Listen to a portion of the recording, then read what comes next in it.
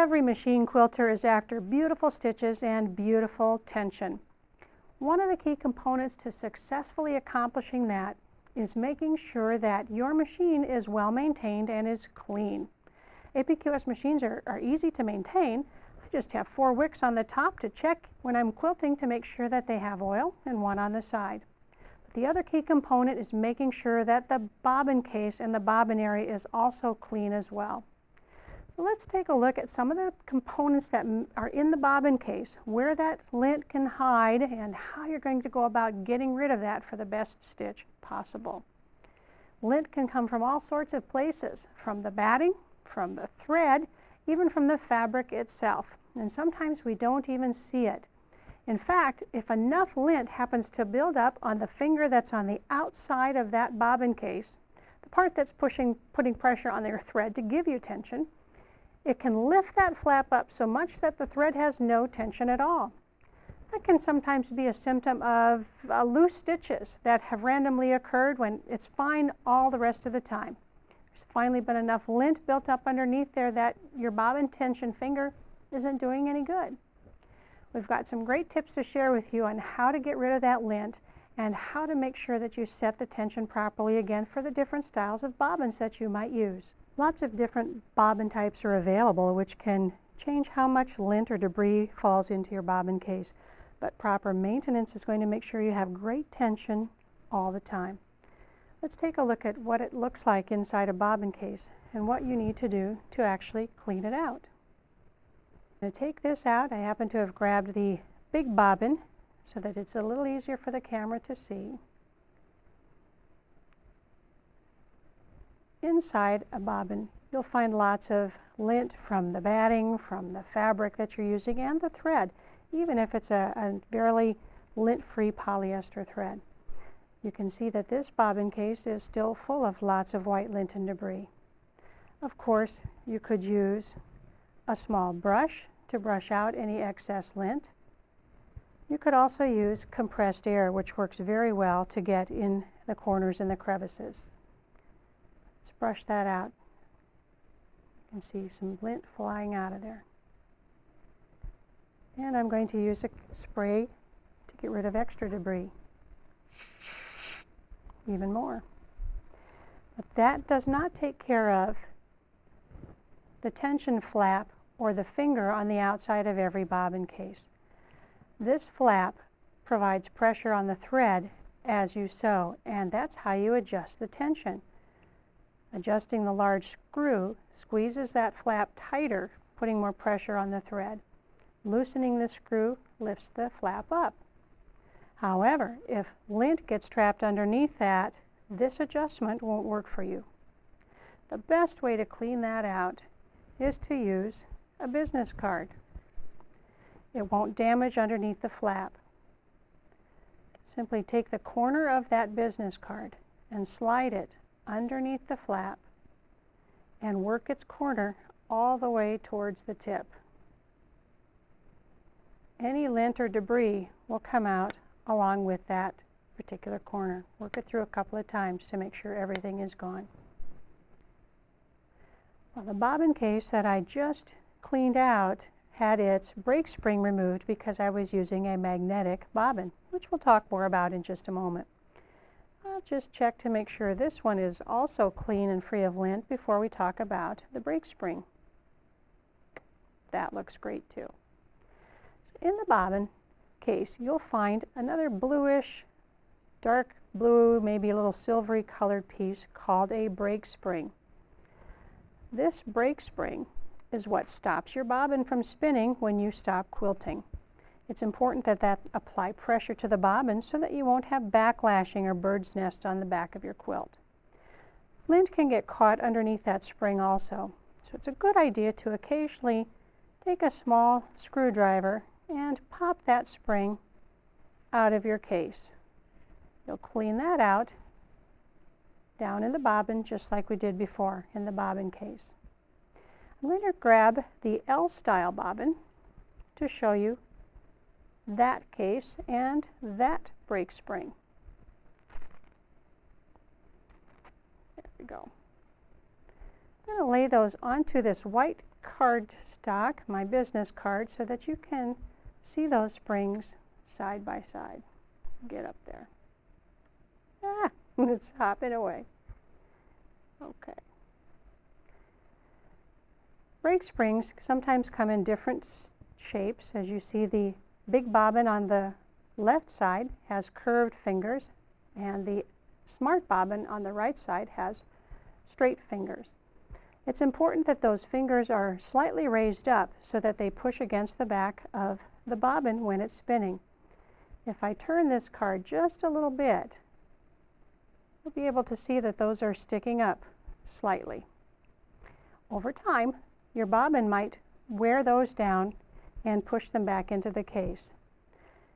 If you notice some backlashing, take that spring out and, using a small screwdriver or pliers, gently bend the spring up, each little finger, one at a time, to put more pressure on the case, on the bobbin. Then it's simple to replace that back into the bobbin case. I'll get rid of the M or big bobbin spring for a moment, and we'll put that L bobbin brake spring back into its case. Notice that there is a moon or half moon shape at the top of the bobbin case that also matches the spring here. It's going to match that part of the bobbin case, and those little fingers will be facing away from the back of the case so that they can push against your bobbin. So I'll put that business card down, and we'll drop that spring into place, matching the moon shapes together. And once you get it snapped into place, it's going to apply the proper pressure to your thread. When you load the bobbin case, place the bobbin so that it will be spinning clockwise when you pull the thread.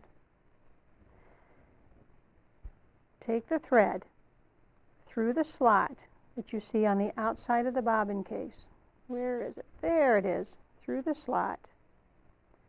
Pull that thread along the tension flap and make sure that it comes completely past the small little thumb that you see going down into the hole where the thread exits the case. APQS big bobbins have an extra little pigtail right at the top of the bobbin case. That pigtail is designed to keep the bobbin thread more in line with the needle as you're sewing. I'm going to teach you how to thread that little pigtail guide with the thread. Sometimes it actually works better to bypass that pigtail, especially if you're not able to adjust the tension sufficiently to get a good stitch. It's okay to skip that or use it at your discretion. There's the pigtail right at the top of the case, and I've already threaded the thread out through the finger, the tension finger on the case. Next, I'm going to take that thread and slip it behind the pigtail, basically between the bobbin itself. See if I can turn it and show you. I'm between the bobbin and the pigtail. Then I'm going to spin that thread through the pigtail by coming out towards the front and around again, spinning it through, and now those two passes have put it right in the middle of the pigtail. So here's another perspective of threading that thread through that pigtail. There's the pigtail on the front. I've already passed the thread out of the finger on the bobbin case. So I'm going to slip the thread behind the pigtail and then spiral it past the edge of the pigtail once and then twice, since there are two spirals on that pigtail. Now the thread is actually traveling through both of those spirals to keep that thread in line with the needle as I'm quilting. Here I have 4 different styles of bobbins available. This one is a metal bobbin, aluminum, pre-wound, cardboard sided, and this bobbin actually has no sides on it, but it has a magnetic core built into the center. Each one of these is wound with a similar weight thread in the same family, a 50 to 60 weight thread. Let's take a look at how each type of bobbin changes the amount of pressure on the thread, just depending on the bobbin's weight or mass. Let's start with the metal bobbin. So I've threaded this one up. Let's do what's called a drop test and see how far that bobbin case will drop if I try to pick this up by the thread tail. Oh, look at that. It won't even come out of my hand. Well, you might think that that means that there's no tension on the tension finger itself. It's actually the weight of that bobbin that's applying pressure on the thread as we're pulling. Let's see what happens with the other style of bobbin cases, or bobbins rather. Let's take this one out. Got a nice long thread there. And let's move to the aluminum version. So aluminum is lighter weight, so there's less mass to get started when you start quilting and less mass to stop when you stop, which means better changes of direction and tension in the corners. So we'll put this one in. Make sure that it's spinning clockwise. Pick that thread tail up. Oh, did you see? It started to come out of my hand. And now it's pulling freely. It's hard to tell by camera, but this one has a little more resistance on it because there's not as much weight holding it back. Let's change to the cardboard-sided variety. We'll put that in through the slot, past the finger. Nothing has changed on the bobbin case. Lift this up. Oh, look at that. Without as much weight, you'll see that it's taking a little more pressure to get that thread to come out of that bobbin. Well, the last bobbin has a magnetic core inside. That takes the place of the brake spring that we talked about earlier. The brake spring, again, is putting pressure on the bobbin to stop it from spinning when you stop. So we don't want to have double brakes going on. I'm going to take that spring back out of the bobbin case. And now we can put the bobbin with the magnetic core facing down into the case. So that way it will hold on to the back of the bobbin case. Look at that, magic. Well, let's see what kind of pressure or tension is on the thread with this style of bobbin. Wow, that's a lot of pressure. The kind of thread you're using in the bobbin, as well as the type of bobbin itself, can affect how much you'll need to adjust that. Remember, it is the larger of the two screws, this one right here, that will adjust the pressure that the thumb puts on the thread as it exits the bobbin case. So turn that larger screw to the left to loosen the tension and to the right to tighten the tension. Small changes make a big difference on a bobbin case. You don't want the bobbin thread to pull the top thread to the back, but you also don't want the top thread to pull the bobbin thread up either. Well, we've taken a look at how easy it is to maintain your bobbin case and to adjust the tension. Keep the bobbin case clean and lint-free, and your stitches will be beautiful. Remember, it's super simple to adjust the tension. Change it on the larger screw on your bobbin case, left to loosen, right to tighten.